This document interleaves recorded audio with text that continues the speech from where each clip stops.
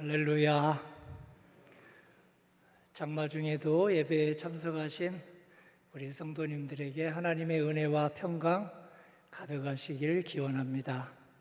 성전에서 예배드리는 성도님에게도 회복실에서 출장지에서 유튜브로 또 예배드리는 성도님에게도 한 가지의 은혜와 평강 가득하시길 기원합니다. 오늘은 신시하신 하나님께 복을 받는 우리들이라는 주제로 함께 말씀을 나누겠습니다. 우리 모두는 깨닫든 깨닫지 못하든 하나님의 은혜로 살아갑니다. 여기 모인 우리도 또 교회 밖에 계시는 모든 분들도 하나님의 은혜로 살아갑니다. 몸 건강하고 자녀 앞길 차례대로 열리고 일터와 사업장 순탄한 것 하나님의 은혜로 알고 살아가는 사람들은 참으로 천상의 삶을 여기에서부터 눈뜨고 살아가는 사람입니다. 모든 것이 하나님의 은혜다라고 그렇게 간증하며 살아가면 몸이 약해도 주님이 기뻐하시는 일에만 집중하는 기회, 절제하는 기회로 삼고 살아갑니다. 힘든 고개를 넘어가는 자녀를 보면 안타까워하는 데서 멈추지 않고 정금처럼 단련되는 시기다, 조금 더 힘을 내라 하고 격려하며 살아갑니다. 재정이 아무리 빠듯해도 일용할 양식과 빈 항아리를 반드시 채워주시는 주님의 은혜를 깨닫고 우리 그리스도인은 살아갑니다. 유대 백성이 그 은혜를 깨달았습니다. 우상을 숭배하다가 바벨론 포로가 되어서 70년 고생하다 돌아온 것이 오늘의 본문의 배경입니다. 주전 예수님 오시기 6세기 초였습니다. 돌아온 백성에게 하나님께서는 신실함의 복을 주시고 지난날에 환난당할 때 생겼던 강박증과 불안증을 고쳐주셨습니다. 오늘의 말씀은 16절에 집약되어 있습니다. 이러므로 땅에서 자기를 위하여 복을 구하는 자는 진리의 하나님을 향하여 복을 구할 것이요 땅에서 맹세하는 자는 진리의 하나님으로 맹세하리니 이는 이전 환난이 잊어졌고 내 눈앞에 숨겨졌습니다. 본문에서 하나님은 진리의 하나님으로 부르고 있습니다. 우리는 사랑의 하나님, 은혜의 하나님, 평화의 하나님 이렇게 부르고 있는데요, 오늘 진리의 하나님은 히브리 원어로 아멘의 하나님 이라는 뜻이고, 아멘의 하나님은 좀 더 쉬운 번역으로 번역하면 신실하신 하나님입니다. 신실하신 하나님께 나아가 복을 받은 사람들이 성경에 허다합니다. 아버지가 숭배하던 우상을 따라서 숭배하던 아브라함이 그 중에 한 명입니다. 신실하신 하나님의 부르심 앞에 아멘하는 신앙생활, 신실하신 하나님 앞에 아멘하는 생활 신앙인이 되어서 교회사에 길이길이 빛나는 믿음의 조상이 되었습니다. 혹시 집안에서 아브라함처럼 처음으로 예수님 믿는 성도님이 계십니까? 그러면 아무리 우상 숭배를 하는 선조를 두었다 할지라도 아브라함에게 임한 신실한 은혜가 성도님에게 임하고 있습니다. 입양아로 자란 사람이 있습니다. 부모님이 버젓이 살아계시는데도 역사의 질곡으로 인해서 입양아로 자란 모세가 그랬습니다. 어려서 부모와 떨어져 자라났지만 신실하신 하나님 앞에 아멘하는 신앙생활, 신실하신 하나님 앞에 아멘하는 생활 신앙인으로서 자리 잡고 자기만 하나님께 나아간 것이 아니라 이집트에서 400년 이상 노예살이하던 동포들까지 출애굽하여 오늘 젖과 꿀이 흐르는 땅으로 들어가게 하는데 선구자로 쓰임을 받았습니다. 자녀가 없는 우리 성도님들이 계십니다. 그들을 위해서 저는 똑같이 다른 자녀가 있는 성도님과 함께 기도합니다.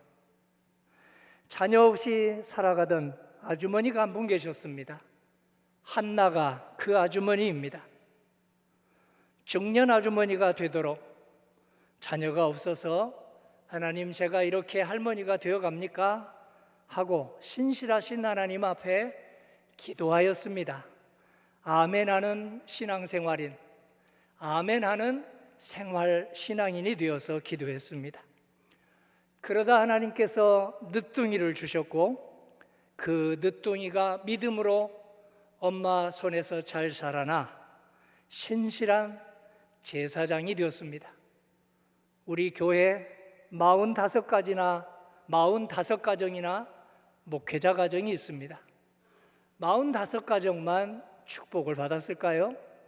아닙니다.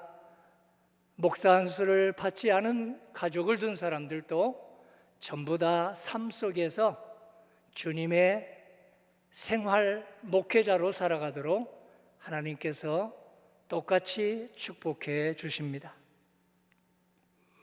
오늘 45가정뿐만 아니라 성도님 가정 모두가 일터와 직장과 그리고 사회 한복판에서 하나님께서 기름 부으신 생활 목회자로 살아가도록 신실하신 은혜를 지금 이 시간에 우리에게 성령의 능력으로 부어주고 계십니다. 부모 잃고 고아가 된 사람이 있습니다. 에스더입니다.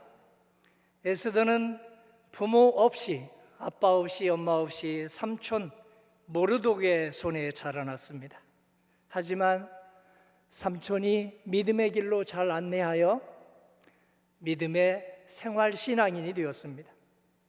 신실하신 하나님 앞에 아멘하는 신앙생활, 신실하신 하나님 앞에 생활이 중요하다 하고 생활신앙인이 되어서 자신만 구원 얻은 게 아니라 살해당하기 직전에 동포 수십만을 구해내는 애국자가 되었습니다. 우리나라의 유관순 같은 사람, 김구 같은 사람이 된 것입니다. 성도님과 저도 하나님께서 신실하신 하나님께 기도하는 사람은 모두 그렇게 아멘하는 신앙생활 할 때 들어서 쓰십니다. 성도님과 저도 신실하신 하나님 앞에 아멘하는 신앙생활, 아멘하는 생활신앙인이 되어서 오늘 주님의 뜻, 주님의 계획을 이루시기를 간절히 소망합니다. 고린도후서 1장 20절에 몸이 약하고 혼자 살던 사울은 이렇게 간증을 했습니다. 하나님의 약속은 얼마든지 그리스도 안에서 예가 되니 그런즉 그로 말미암아 우리가 아멘하여 하나님께 영광을 돌리게 되느니라. 아멘. 할렐루야. 우리 교회는 100년 된 교회여서 묵직한 교회입니다. 그래서 마음속으로 아멘을 크게 합니다. 입 밖으로 아멘을 크게 하는 사람은 많지 않습니다. 오늘 사람이 마음으로 믿어 의에 이르고 입으로 시인하여 구원에 이른다는 말씀에 오늘 용기를 내셔서 입 밖으로도 나 아멘하고 싶다 하는 감동이 있을 때는 입 밖으로 소리를 내셔도 좋습니다. 입 밖으로 소리를 내는 사람은 마음속으로 크게 아멘하는 성도님들을 보고 저분은 참 묵직한 분이다. 100년 된 교회 성도답게 주인공답게 묵직한 분이다. 이렇게 아주 넓은 아량으로 봐주시면 서로 합력하여 주님의 교회 잘 세워갈 것입니다. 어떤 자극이 있을 때 그 자극에 긍정적 반응을 하면 우리의 뇌가 잘 돌아가고 활성화되는 것으로 밝혀졌습니다. 신기하게도 하나님 앞에 입으로 아멘, 마음속으로 크게 아멘하는 신앙인들의 뇌도 조사해 봤더니, 진찰해 봤더니 이 뇌가 잘 돌아가고 활성화되어서 엔돌핀도 생성하는 데 기여하고, 다이돌핀도 생성되는 데 기여하고, 도파민이라고 하는 그런 것도 생성되는 데 크게 기여하는 것으로 나타났습니다. 이스라엘의 시골 마을 나사렛 출신 청년 마리아가 그 혜택을 받았습니다. 도저히 10대 청년으로서 이해할 수 없는 하늘의 소리를 들었을 때, 이해할 수 없는 것은 하나님께 모두 맡기고 하나님의 신실하심을 믿습니다 하고 하나님 앞에 아멘하는 신앙생활, 아멘하는 생활 신앙인으로 살아갔더니 그는 예수님의 육신의 어머니가 되었고, 베드로, 야고보, 요한 못지않는 초대 교회를 반석 위에 세워놓는 중직자가 되었습니다. 빌립보 지역에서 부자로 소문난 자색 옷감 사업가 루디아도 그랬습니다. 그는 가난한 사람들이 부러워하던, 부자도 부러워할 만큼 부유한 경영인이었습니다. 그가 사도 바울이 연 사경에 참여하여 우리 신실하신 하나님의 말씀을 듣게 되었습니다. 신실하신 하나님 앞에 아멘하는 신앙생활, 신실하신 하나님 앞에 아멘하는 생활 신앙인이 되어서 사업을 했습니다. 그러자 그는 사업가로서는 드물게 늦은 나이에 유럽 사람 최초로 그리스도인이 되었고, 자기 혼자만이 아니라 가족 모두를 전도해서 그리스도인으로 살아가게 하는 그런 복을 받았습니다. 성도님과 저도 루디아가 받은 복을, 신실한 하나님의 복을 받기를 간절히 소망합니다. 마태복음 11장 28절, 성도님과 저도 루디아처럼, 마리아처럼 하나님의 신실하심을 복받도록 이렇게 우리를 이 자리에 앉게 해주셨습니다. 수고하고 무거운 짐진 자들아, 다 내게로 오라. 내가 너희를 쉬게 하리라. 내게 배우라. 그리하면 너희 마음이 쉼을 얻으리니.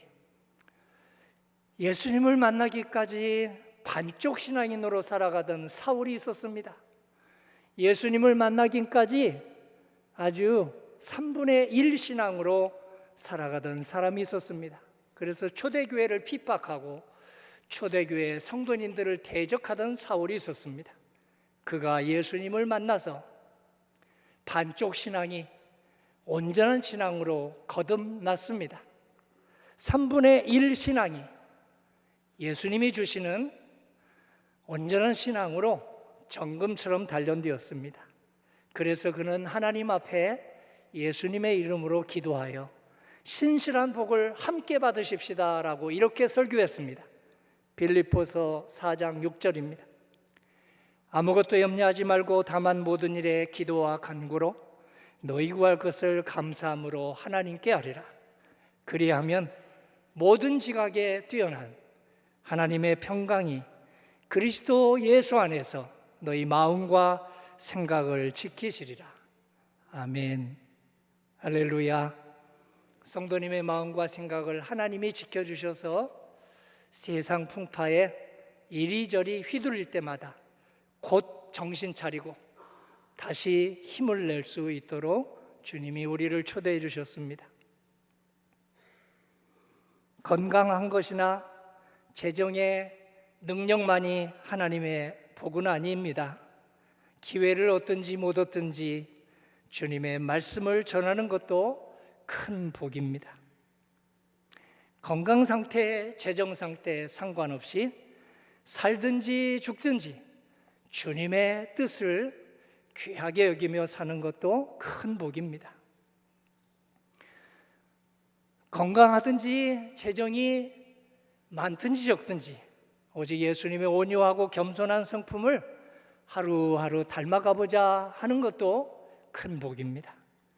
그래서 신실하신 하나님이 나에게 가장 큰 복이다, 이것을 알게 된 성가대 대장 아삽이 이렇게 사도신경 같은 고백을 했습니다.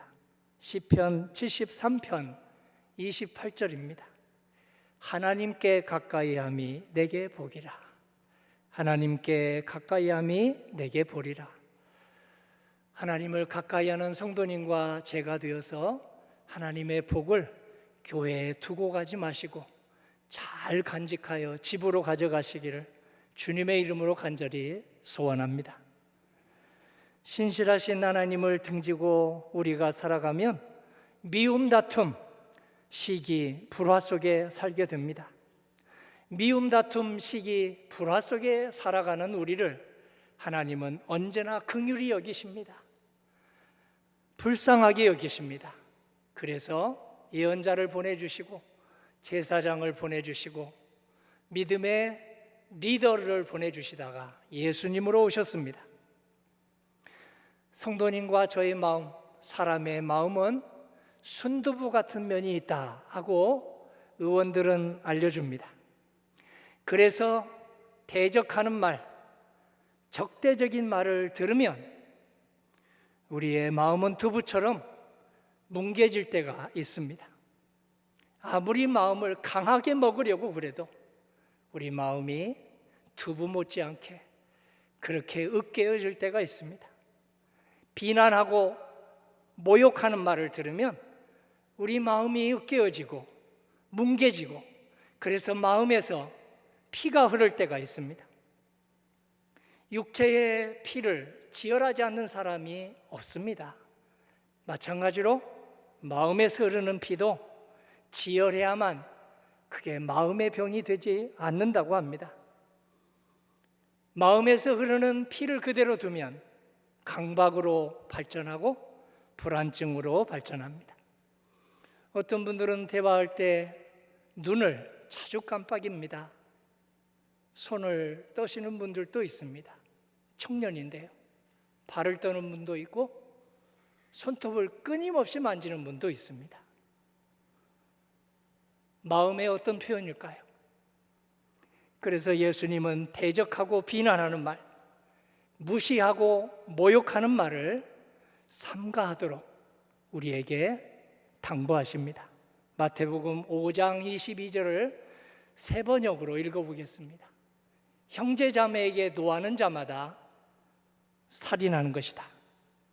형제를 모욕하고 자매에게 미련하다고 하면 지옥불이 그 사람 코앞에 있다. 마음 건강을 챙기는 우리 의원들이 부부관계를 살펴봤습니다. 관계가 좋은 사람들 살펴보고 관계가 깨어지는 사람들을 살펴봤습니다.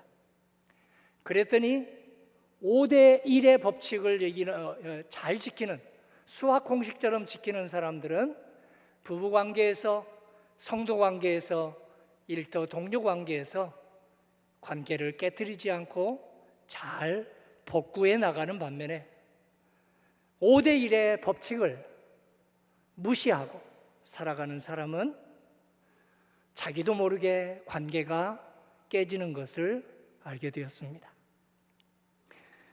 모든 인간관계에서 비난이나 모욕 등 부정적인 말을 한마디 했다면 그 다음에는 공감하는 말, 그리고 배려하는 긍정적인 말을 그 5배로 해야만 관계가 깨지지 않고 유지되는 것으로 나타나는 것입니다. 그래서 5대 1의 법칙은 오늘 의원들의 말뿐만 아니라 예수님의 말씀에서도 오늘 우리는 새겨 듣습니다. 마태복음 12장 35절 37절입니다. 사람의 마음에 가득한 것을 입으로 말함이라. 선한 사람은 그 쌓은 선에서 선한 것을 내고 악한 사람은 그 쌓은 악에서 악한 것을 내느니라. 내 말로 의롭다 함을 받고 내 말로 정죄함을 받으리라. 한반도에 대적이 있었습니다. 아주 심각한 적대가 있었습니다. 동족상잔의 대적이요 적대입니다.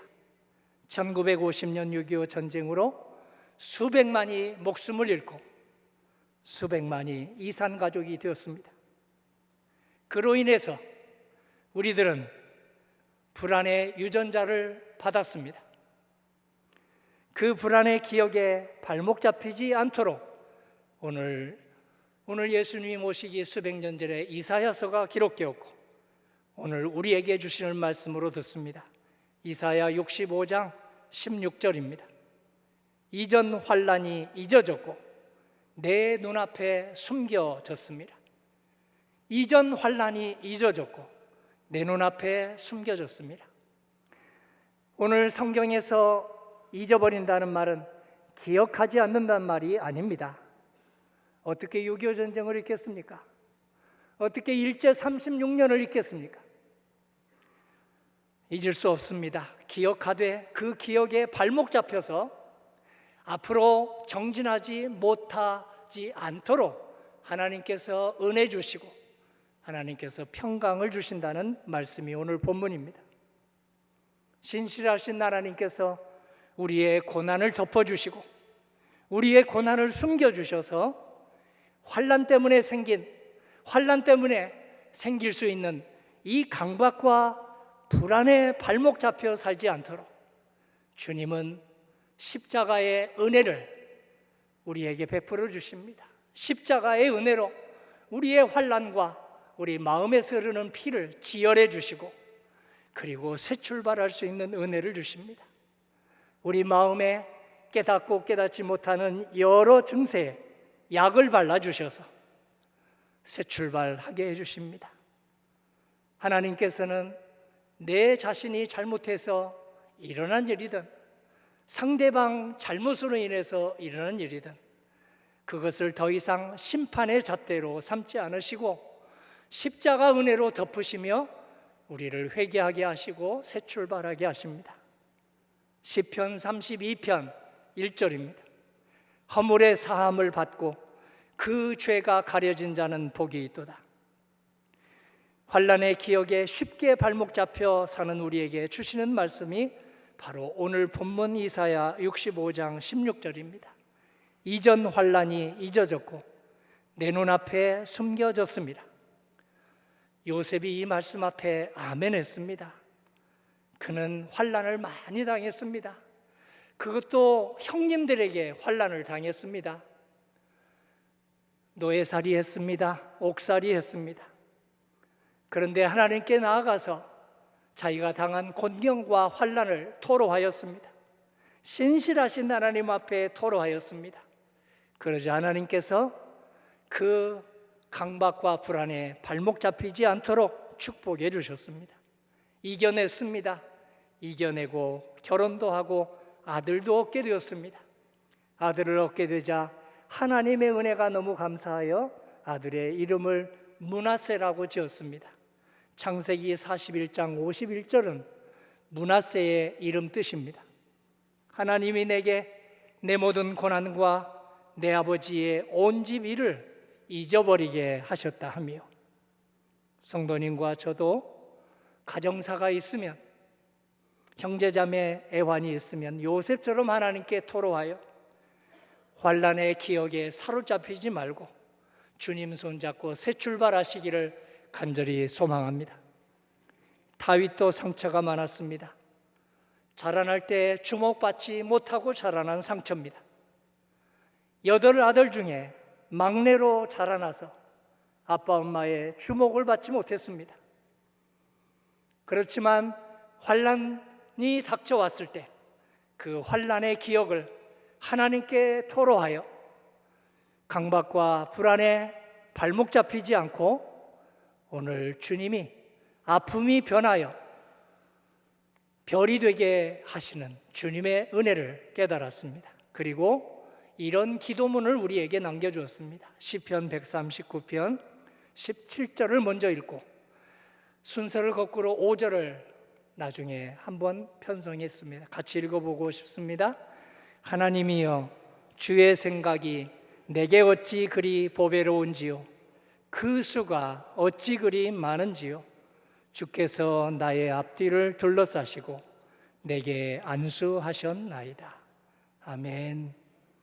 말씀으로 성령으로 안수하시는 신실하신 하나님의 복이 가득하시기를 기도합니다. 엠마오로 낙향하던 두 제자가 그 은혜를 받았습니다. 예수님을 목숨 다해서 따라다녔는데요, 그 예수님이 대적자들의 손에 의해서 그만 아주 끔찍한 사형법으로 돌아가시게 되었습니다. 너무 충격이었습니다. 가슴이 철렁 내려앉았습니다.